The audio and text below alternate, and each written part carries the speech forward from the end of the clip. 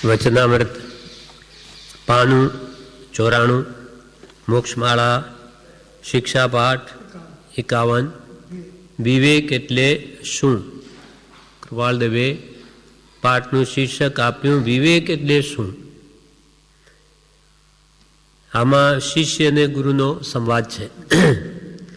લઘુ શિષ્યો કહે, ભગવાન આપ અમને સ્થળે સ્થળે કહેતા આવો છો કે વિવેક એ મહાન શ્રેયસ્કર છે.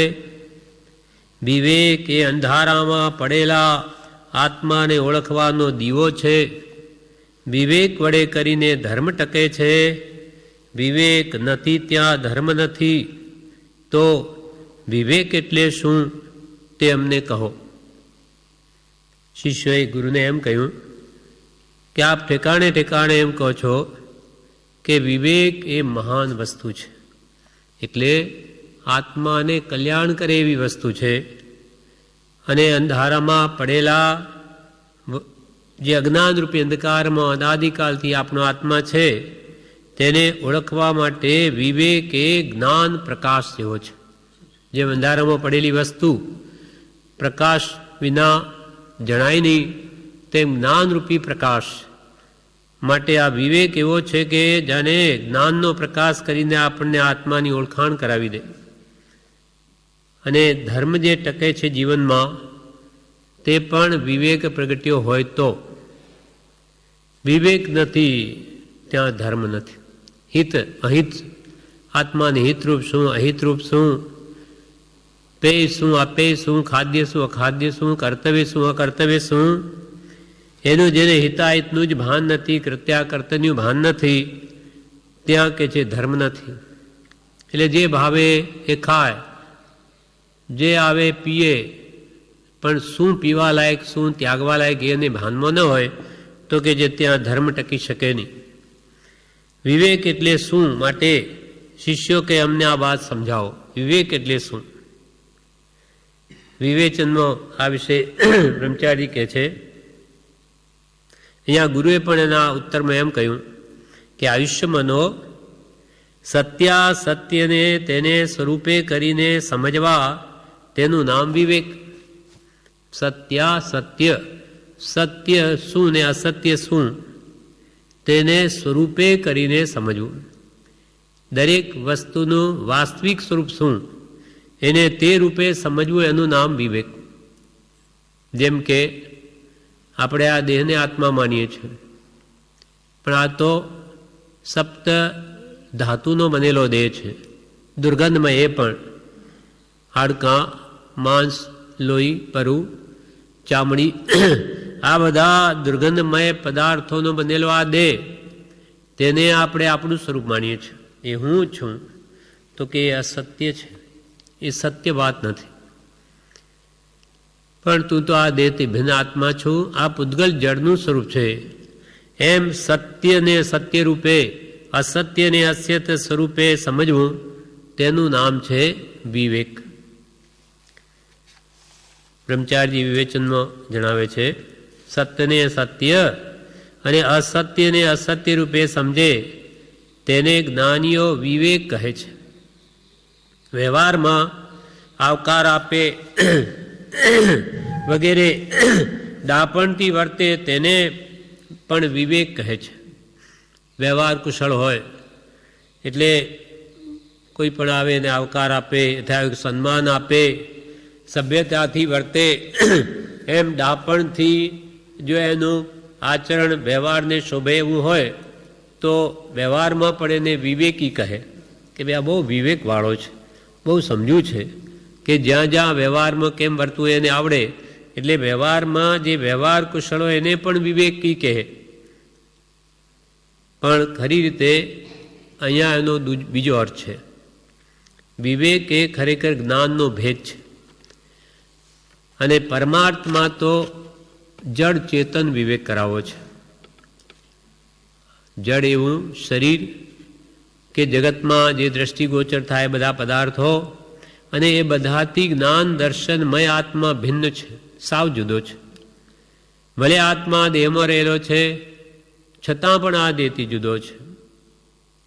જેમ દૂધમાં પાણી રહેલું છે, પાણી દૂધથી જુદું છે, પણ આપણને દૂધ જ દેખાય, પાણી દેખાતું નથી.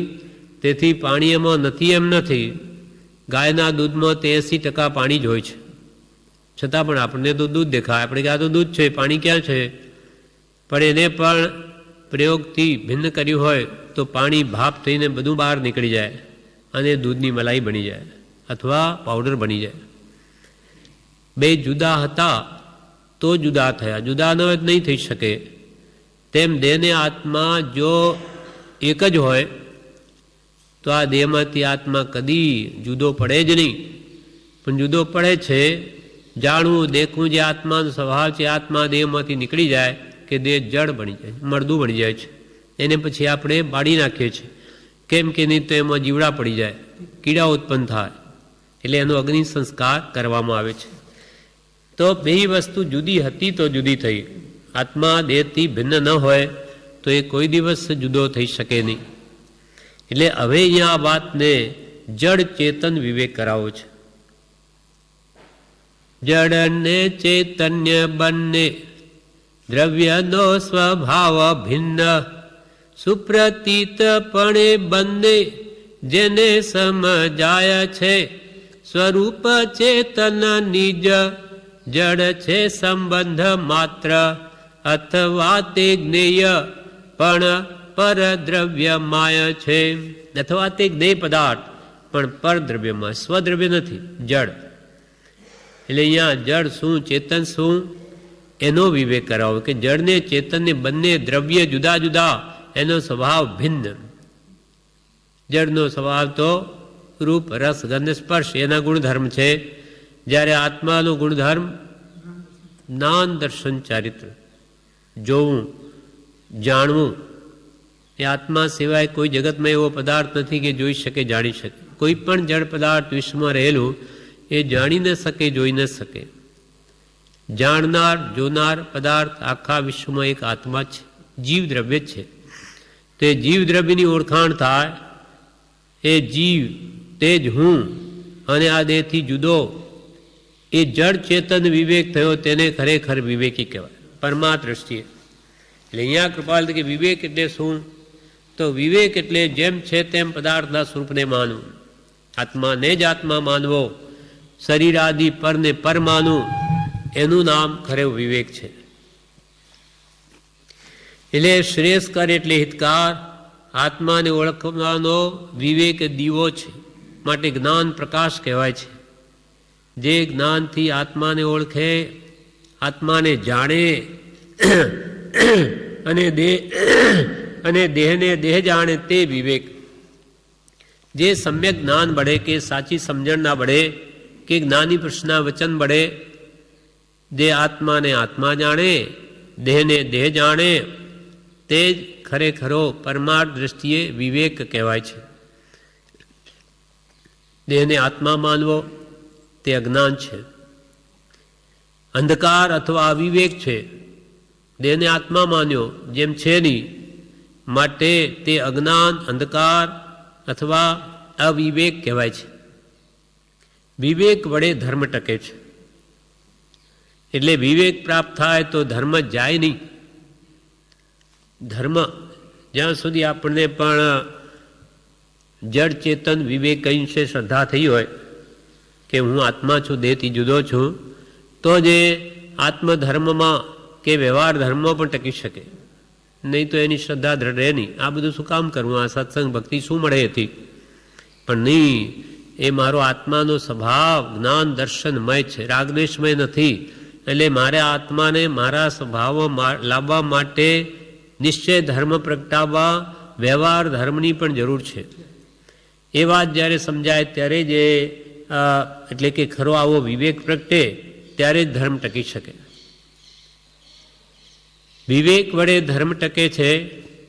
એટલે વિવેક પ્રાપ્ત થાય તો ધર્મ જાય નહીં. સત્ય એટલે વસ્તુ જેમ છે તેમ, અને અસત્ય એટલે વસ્તુ હોય તેથી વિપરીત. વિપરીત માનવું, દેહને આત્મા માનવો અથવા આત્માને જ દેહ માનવો, આ બધું વિપરીત જ્ઞાન છે, અથવા મિથ્યાત્વ છે, અથવા અજ્ઞાન છે. એટલે લઘુ શિષ્યોએ કહ્યું ગુરુને, ભગવાન આપ અમને સ્થળે સ્થળે કહેતા આવો છો કે વિવેક એ મહાન શ્રેયસ્કર છે, એટલે મહાન કલ્યાણકારક વસ્તુ છે. વિવેક એ અંધારામાં પડેલા આત્માને ઓળખવાનો દીવો છે. વિવેક વડે કરીને ધર્મ ટકે છે. વિવેક નથી ત્યાં ધર્મ નથી.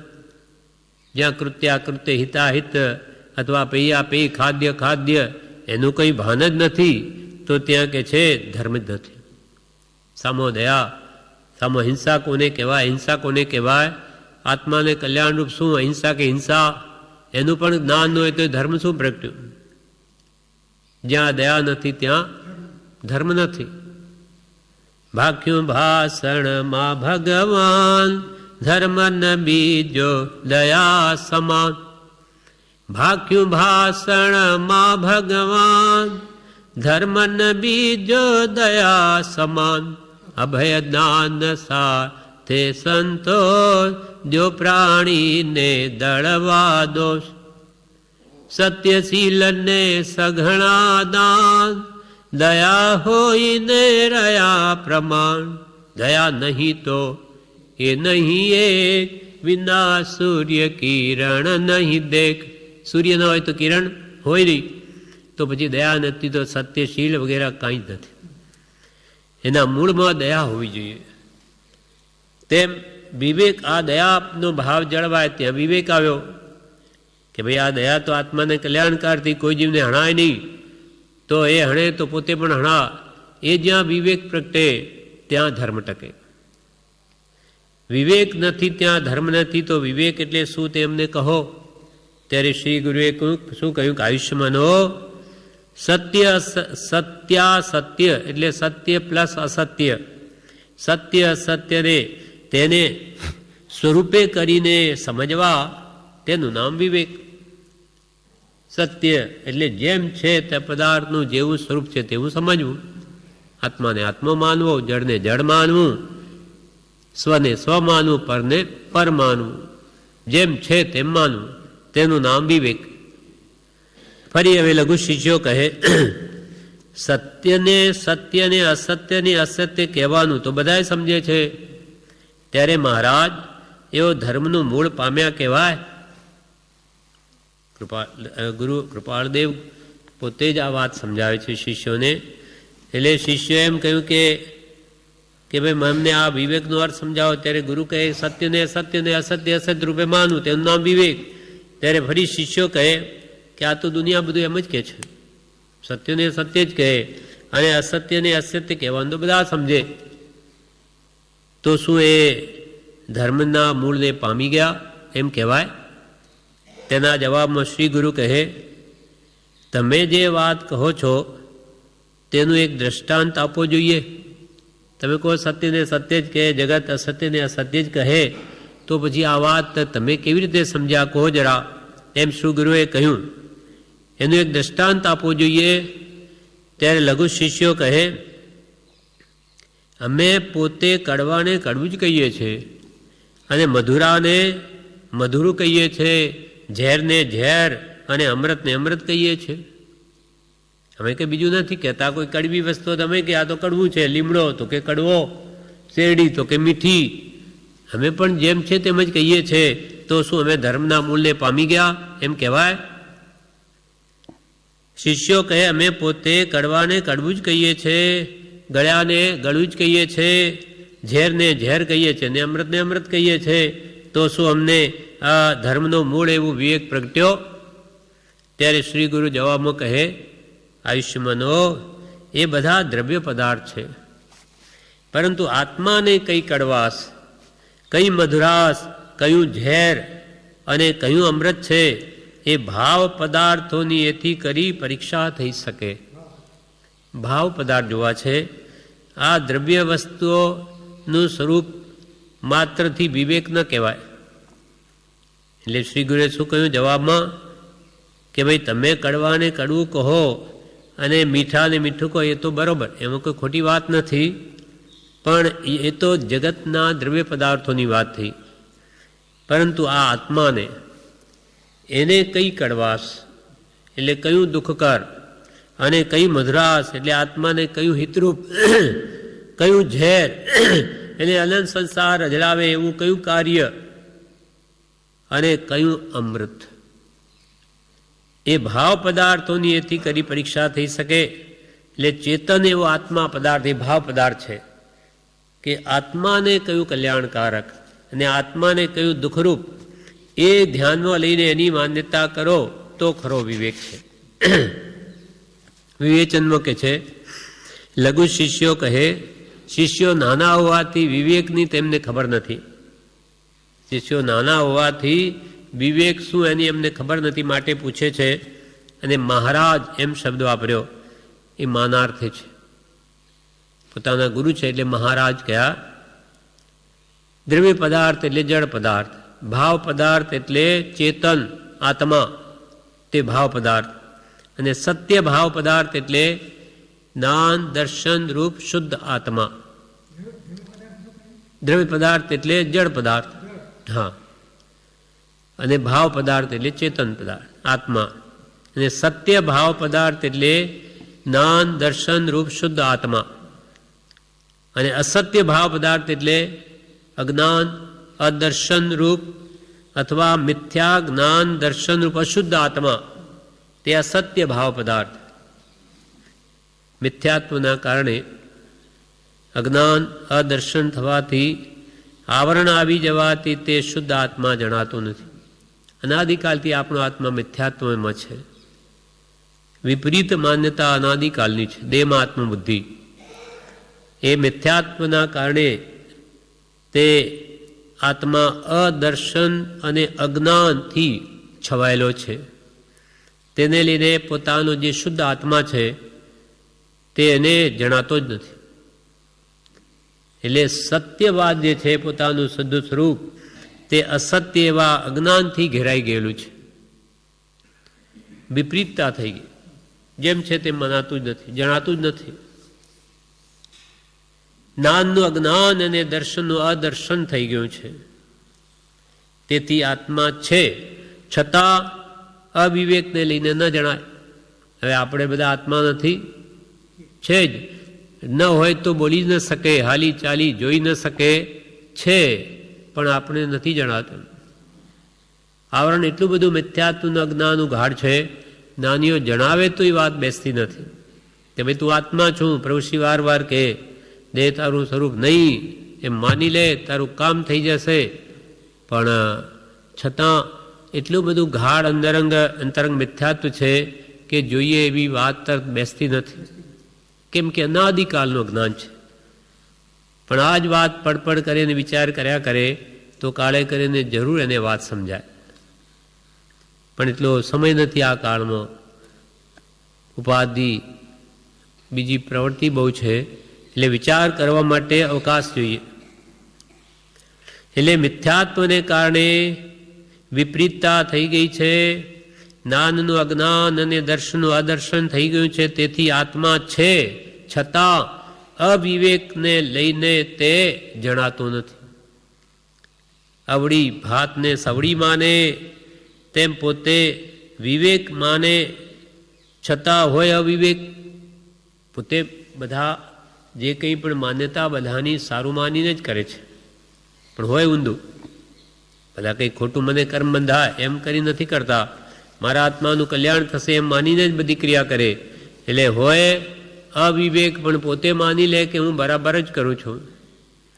એટલે કહ્યું જ્ઞાનીની આજ્ઞામાં ધર્મ રહ્યો છે, એને ખબર જ નથી સત્ય શું અસત્ય શું. જ્ઞાની કહે તેમ કરું, એમ કે તારું કલ્યાણ. આણાય ધમ્મો આણાય તવો. આજ્ઞાનું આરાધન એ જ ધર્મ અને આજ્ઞાનું આરાધન એ જ તપ છે. આ ભગવાન મહાવીરનું વચન છે. જીણાણા કુણમ તાણમ સબ્બેપી મુખ કારણમ સુંદરમ અપી સ્વબુદ્ધિએ સબ્બમ ભાવ નિબંધનમ. જીણાણા વિતરાગની આજ્ઞા, જીણાણા કુણમ તાણમ કોઈ પણ હો, સબ્બેપી મોક્ષ કારણ, સર્વ મોક્ષનું કારણ છે. ભગવાનની ગમે તેવી આજ્ઞા મોક્ષનું કારણ છે. પણ સુંદરમ અપી, પણ સ્વબુદ્ધિએ ઘણું સુંદર લાગતું હોય આપણને, પણ સ્વમતી કલ્પના છે.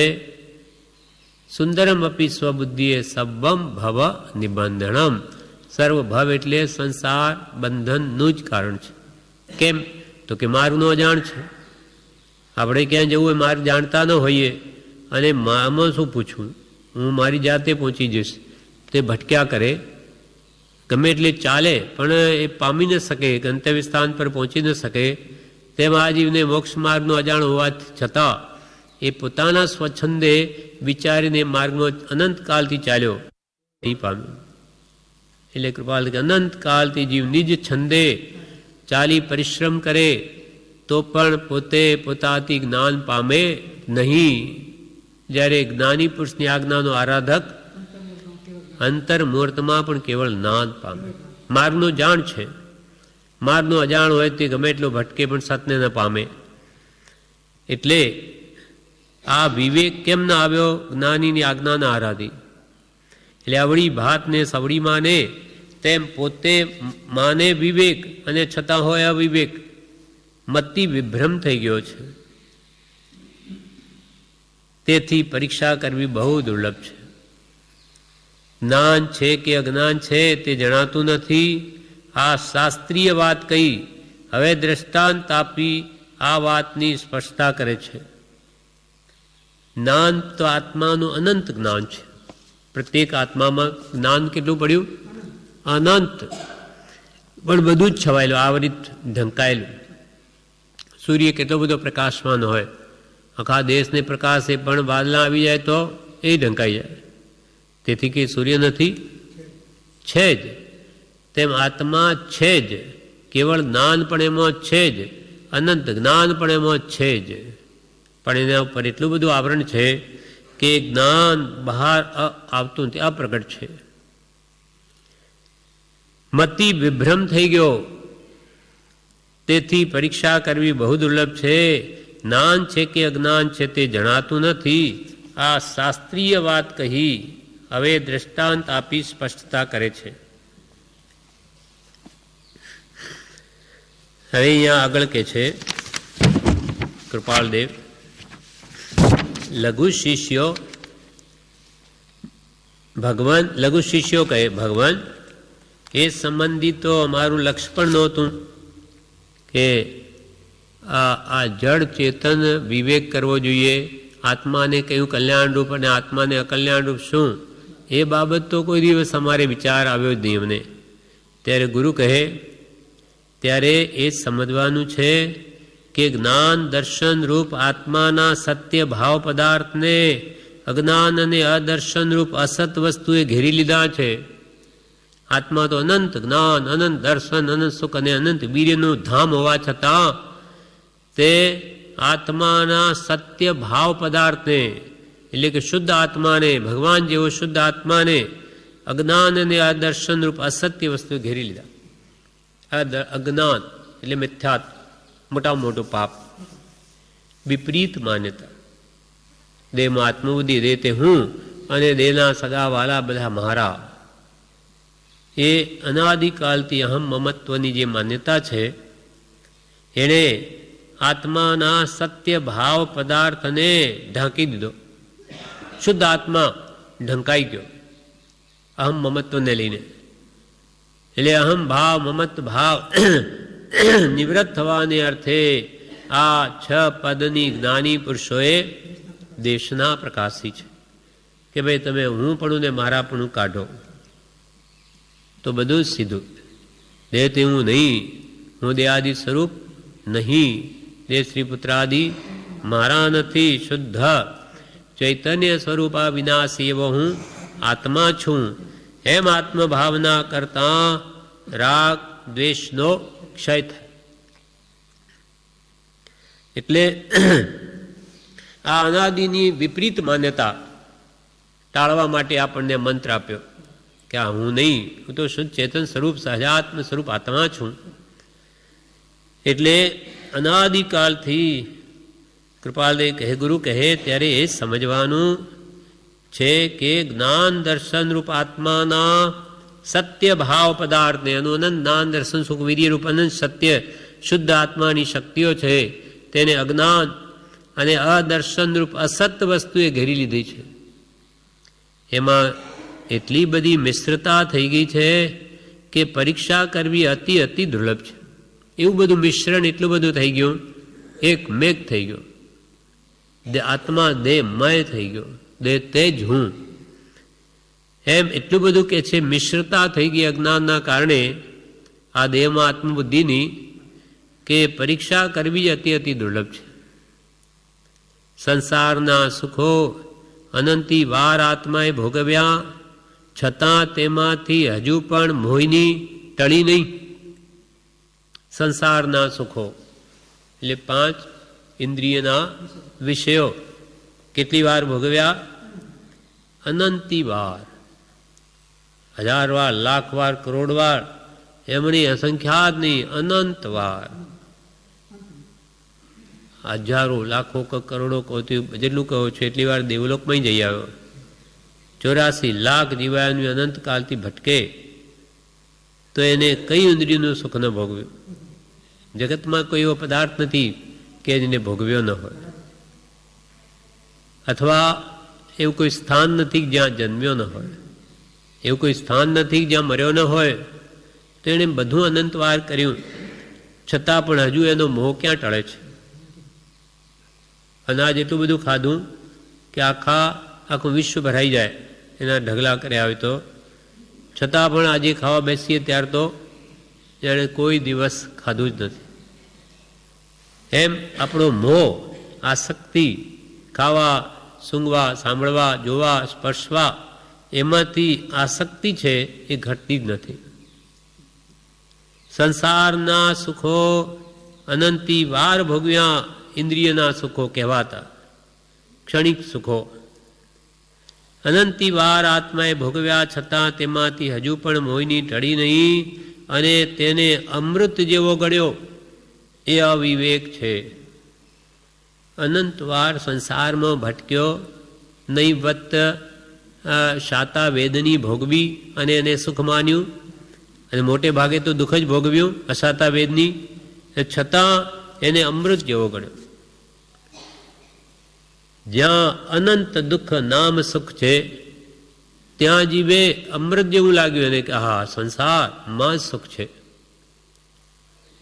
અનંત દુઃખ નામ સુખ, ત્યાં અનંત સુખ નામ દુઃખ, ત્યાં રહી ન મિત્રતા. અનંત દુઃખ નામ સુખ, પ્રેમ ત્યાં વિચિત્રતા. જ્યાં અનંત તો આપણે ઉપાધિ ત્રિવિધતા પાગની કે જન્મ જરા મૃત્યુ રોગ શોક ચિંતા ના દુઃખા સંસારમાં ભોગવીએ છીએ, તેને તો આપણે કહીએ છીએ કે સુખ છે. સંસારમાં કેટલું સુખરૂપ છે. એ અનંત દુઃખ છે તેને સુખ માન્યું, એનું નામ અવિવેક. અને જ્યાં અનંત સુખ રહેલું છે, નામ માત્ર દુઃખ છે, એવું જે આત્માનું સ્વાભાવિક સ્વભાવથી ઉત્પન્ન થતું સુખ, એને શ્રદ્ધ્યું નહીં, એ દુઃખ છે. એટલે જે સુખ છે તેને દુઃખ માન્યું, અને દુઃખ છે એને સુખ માન્યું. એટલે કેટલો મોટો અવિવેક. એટલે કેટલી બધી અજ્ઞાનના કારણે મિશ્રતા થઈ ગઈ છે એના સમ્યક જ્ઞાનમાં, કે બધું ઊંધું જ જણાય છે. સંસારના સુખો અનંતી વાર આત્માએ ભોગવ્યા છતાં તેમાંથી હજુ પણ મોહિની ટળી નહીં. આ મનુષ્યો દેવલોકના એના કરતાં અસંખ્યાત ગણા સુખો કહેવાય ઇન્દ્રિયોના, આ સંસારના, તે પણ ભોગવ્યા તો હજુ ક્યાં તૃપ્તિ થઈ? સંસારના સુખો અનંતી વાર આત્માએ ભોગવ્યા છતાં તેમાંથી હજુ પણ મોહિની આસક્તિ ટળી નહીં, અને તેને અમૃત જેવો ગણ્યો, એ અવિવેક છે. કારણ સંસાર કડવો છે, કડવા વિપાકને આપે છે. તેમજ વૈરાગ્ય જે કડવા વિપાકનો ઔષધ છે તેને કડવો ગણ્યો, આ પણ અવિવેક છે. સંસારમાં અનંત દુઃખ ભોગવે, નૈવત શાતા વેદની ભોગવે, તેને તો આ જીવે અમૃત જેવો ગણ્યો. સંસાર જેવું સુખ ક્યાં છે? આનું નામ જ અવિવેક. એટલે કે સંસાર કડવો છે, કડવા વિપાકને આપે, એનું ફળ દુઃખરૂપ જ આવે. તેમજ વૈરાગ્ય ભાવ જે આ કડવા વિપાકનું ઔષધ છે તેને કડવો ગણે, વૈરાગ નહીં. એને વૈરાગ્ય ગમે નહીં, રાગ ગમે, મોહ કરવો ગમે, પણ મોહ ત્યાગવો એને ગમે નહીં. તો કે જે વિરક્ત ભાવ છે, જ્યાં સાચું સુખ રહેલું તે એને ગમતું નથી, તેને કડવો ગણે.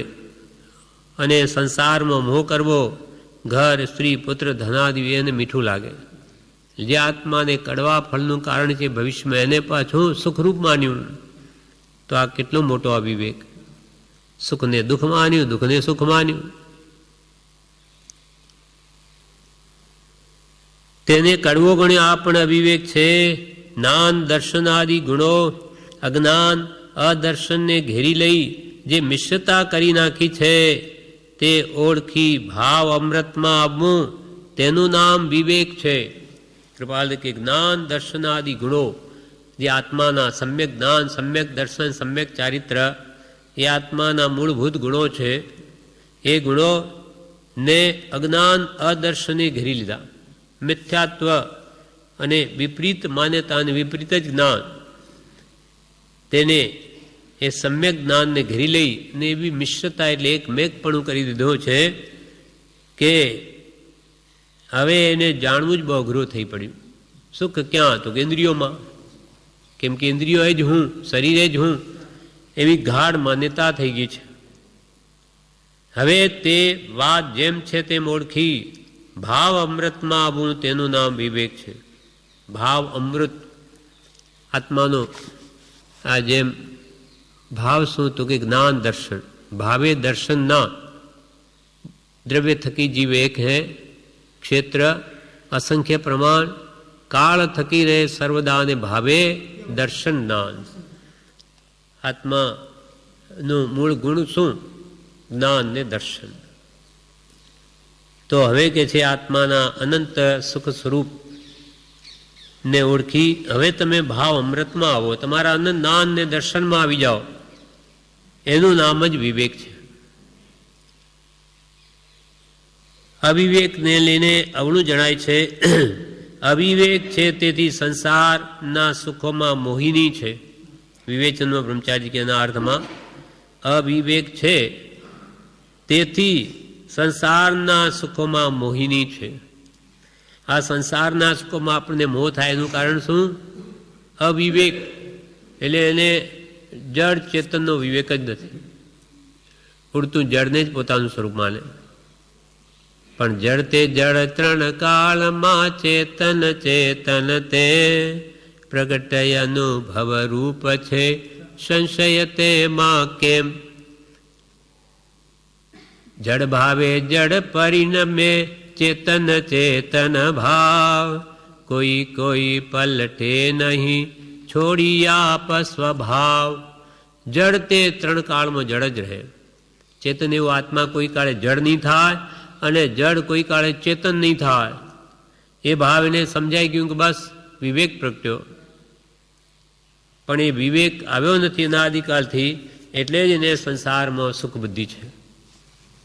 અવિવેક છે તેથી સંસારના સુખમાં મોહિની છે. સંસારને અમૃત જેવો ગણ્યો એ અવિવેક છે. સંસાર કડવો છે, કડવા ફળને આપે છે. સંસારના સુખો ભોગવે તેથી જીવ નરકે જાય. કડવા વિપાકને આપે ફળ. એટલે સંસારમાં રાગ દ્વેષ મોહ આસક્તિ કરીને દેહ છોડે તો મરીને ખોટી ગતિ જાય, દુર્ગતિમાં. એટલે એનું ક્ષણિક સુખ ભોગવ્યું ને એનું દુઃખ કેટલાય કાળ સુધી ભોગવવું, તો કે આ તો અવિવેક છે. આ વિવેક ન કહેવાય. તને સત્ય અસત્યનું ભાન જ ન થયું.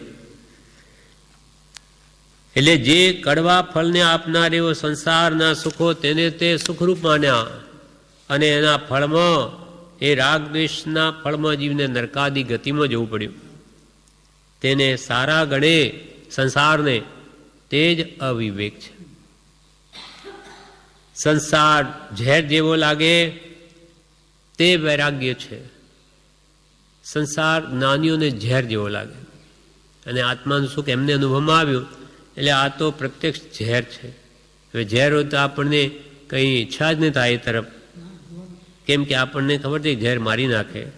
તેમ જ્ઞાનીઓને ખબર છે કે આ 5 ઇન્દ્રિયના વિષયો આ જીવને નરકમાં દુર્ગતિમાં લઈ જશે મોહ કરાવી, એટલે દૂર જ રહે એનાથી, ગમે જ નહીં.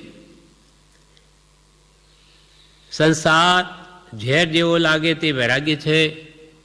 સંસારના ઔષધ રૂપ તે વૈરાગ્યને કડવો ગળે તે અવિવેક.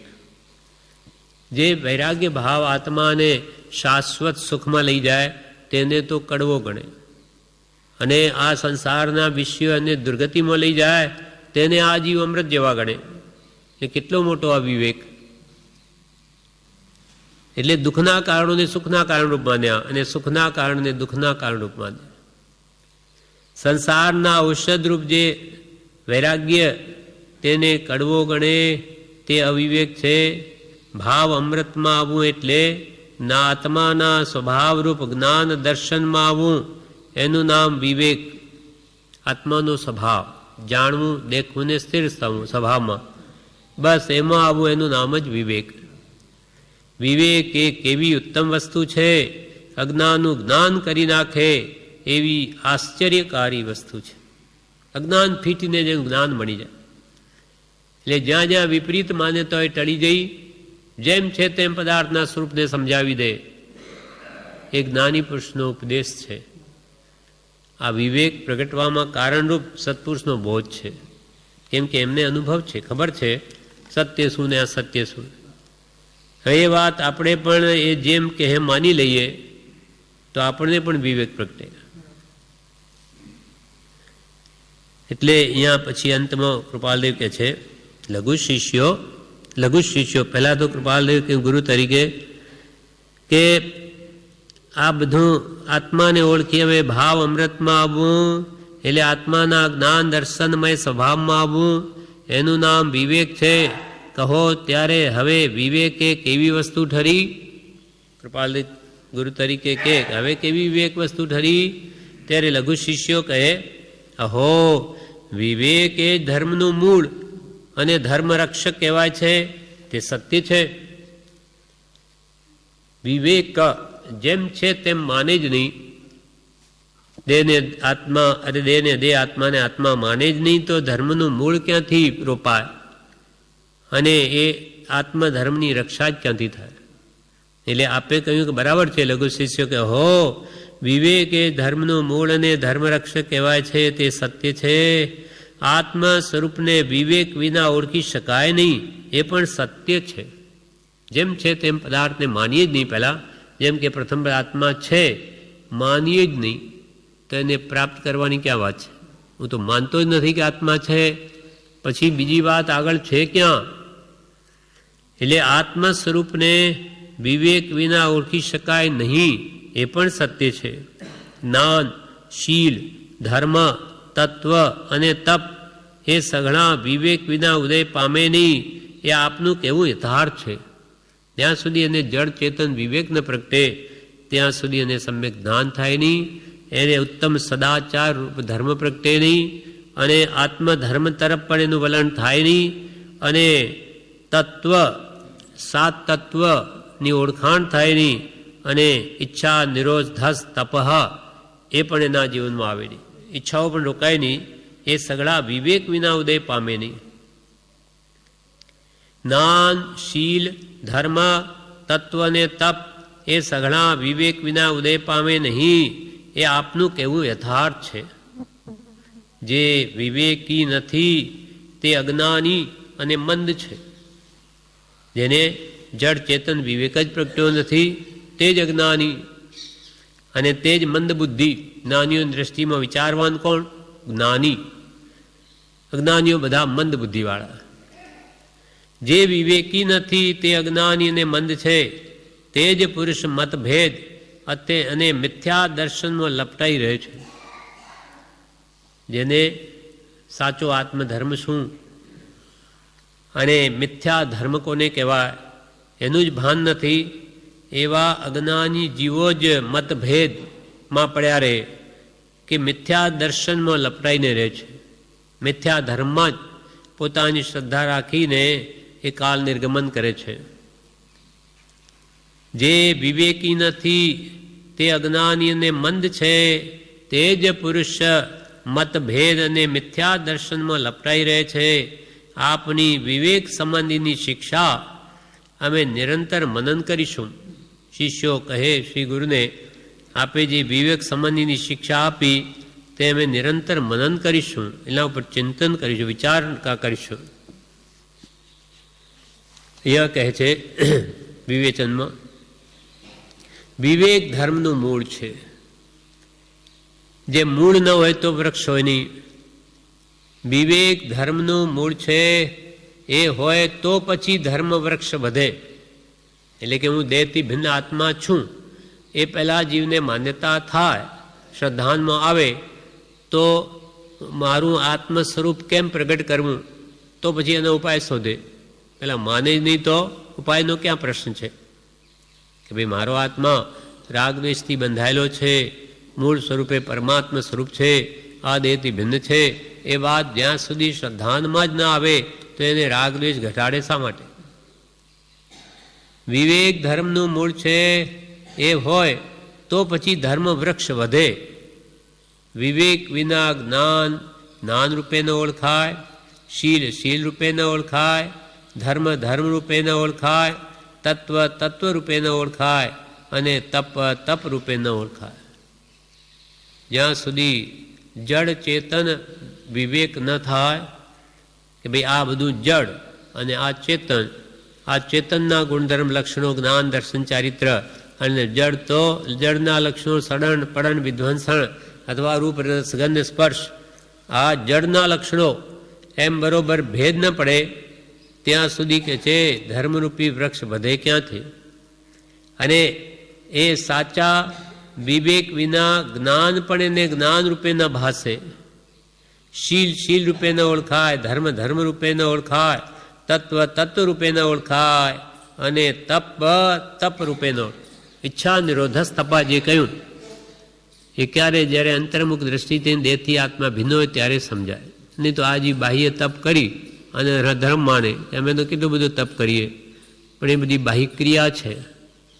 અને આત્મલક્ષ્યપૂર્વકની ક્રિયા એ કદી પણ મોક્ષને માટે હોતી નથી. પુણ્ય બંધ કરાવે એ પણ સમ્યક રીતે બાહ્ય શુદ્ધિ હોય તો, એ તો એ પણ માનાર્થે અથવા ઉડતું ધર્મ નિમિત્તે ક્રિયાઓ કરીને ત્યાં પણ સંસારની જ વાતો કરે સામાયિક પ્રતિક્રમણ આદિમાં, તો એ તો ધર્મની ક્રિયા પણ નહીં થઈ સમ્યક, તે તો બંધનનું જ કારણ થયું.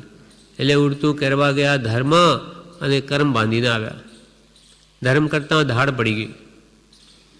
એમ વિવેક પહેલાં જોઈએ. જેમ કે આપણે ભક્તિ સત્સંગમાં હમણાં બેઠા, શા માટે? કંઈ કે એનો લક્ષ્ય હોવો જોઈએ કે ભાઈ આવડે મારે તત્વ જાણવું છે, સત્પુરુષો શું કહેવા માંગે, અને એથી મારું કલ્યાણ છે, એ મને માર્ગદર્શન આપે, એ મારે જાણીને તે પ્રમાણે કરવું છે. એવો ભાવ હોય તો આ સત્સંગ ફળે. નહીં તો ઠીક બેઠા લોક લાજથી આવ્યા છે તો બેસીએ થોડી વાર, પછી આપણે આપણા કામે, આપણે શું કરતા હશે, તો એ કંઈ આગળ વધી ન શકે. પણ જે વાત આવે એને વિચારીને મારા જીવનમાં છે કે નહીં, નથી તો કેમ લાવવી, એનો જે પ્રયત્ન કરે તે બધા દોષો કાઢીને આગળ વધી શકે. દીઠા નહીં નિજ દોષ તો તરીએ કોણ ઉપાય? પ્રભુ પ્રભુ લય લાગી નહીં પડ્યો ન સદગુરુ પાય, દીઠા નહીં નિજ દોષ તો તરીએ કોણ ઉપાય? અધમાધમ અધિકો પતિત સકલ જગતમાં હોય, પણ એ નિશ્ચય આવ્યા વિના સાધન કરશે સુય. આ બધા સાધન છે પણ હું તો અધમાધમ નહીં, તો કે આ સાધનો એટલો લઘુત્વ ભાવ નહીં આવે તો આ સાધનો શું કરે? સત્સંગ ભક્તિ સ્મરણ બધું હોય પણ તું એને પ્રાપ્ત કરવા માટે કંઈ યોગ્યતા ન મેળવે, વિચાર ન કરે, સાધનો શું કરે? એ તો નિમિત્ત છે. નિમિત્ત વડે ઉપાદાન બળવાન થાય, પણ એ જે તજે નિમિત્ત પામે નહીં સદ્યત્વને રહે ભ્રાંતિમાં સ્થિત. નિમિત્ત એને ઉપકારી થાય. જેમ કે આશ્રમમાં ભક્તિ સત્સંગના બધા પ્રોગ્રામ જેણે આત્મહિત કરવું હોય તેને માટે ઉપયોગી ખરા, પણ અહીંયા રહીને પણ એ પ્રમાદ જ કરે, સત્સંગ ભક્તિ ન કરે તો કંઈ એને માંડ આ સત્સંગ ભક્તિ એને તારે નહીં, એ કંઈ પકડી ન લાવે. પણ જેને કરવું હોય એના માટે પ્રબળ નિમિત્ત છે, તે આવીને બેસી જાય, એનું કામ ભેગું થઈ જાય. પણ અહીંયા રહીને જેને આત્મિત નથી જ કરવું તેને કંઈ ભગવાન કરાવી ન શકે. એમ નિમિત્તને લઈને ઉપાદાન બળવાન કરવું જોઈએ.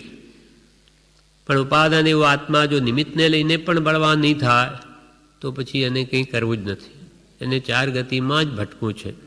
એને કોઈ નહીં ટાળી શકે, ભગવાન પણ નહીં રોકી શકે.